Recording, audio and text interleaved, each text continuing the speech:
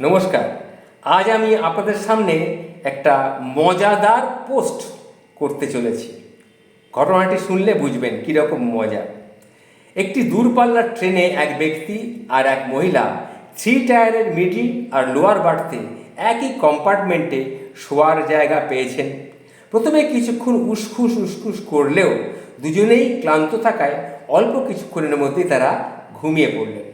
মাঝরাতে হঠাৎ ভদ্রলোকের ঘুম ভেঙে গেল। তিনি একটু ইতস্তত করে ভদ্রমহিলাকে ঘুম থেকে জাগিয়ে বললেন, দেখুন ম্যাডাম, কিছু মনে করবেন না, আমার খুব ঠান্ডা লাগছে। আপনি কি দয়া করে আমার সুটকেসে রাখা কম্বলটা একটু বের করে দেবেন? নাহলে আমায় আমায় উপর থেকে একটু নিচে নামতে হবে, এই আর কি, সুটকেসটা আমার খোলাই আছে।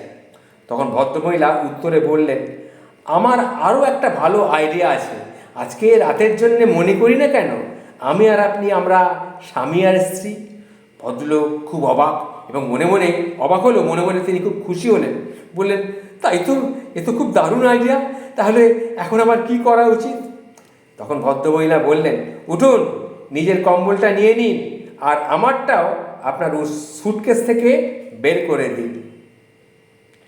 এটাই হচ্ছে আসল কথা। তাই বলছি, সবসময় খারাপ চিন্তা ঝট করে মনের মধ্যে আসবেন না। খারাপ চিন্তা করা কিন্তু মহাপাপ, এটা মাথায় রাখবেন। এই যে ঘটনাটি আমি পেয়েছিলাম এক জায়গা থেকে, সেটাই তুলে ধরলাম। এই লেখাটি যিনি লিখেছেন তার নাম হচ্ছে রামু দত্ত। একটা মজার পোস্ট আমি আপনাদের সামনে করলাম। নমস্কার, ভালো থাকবেন।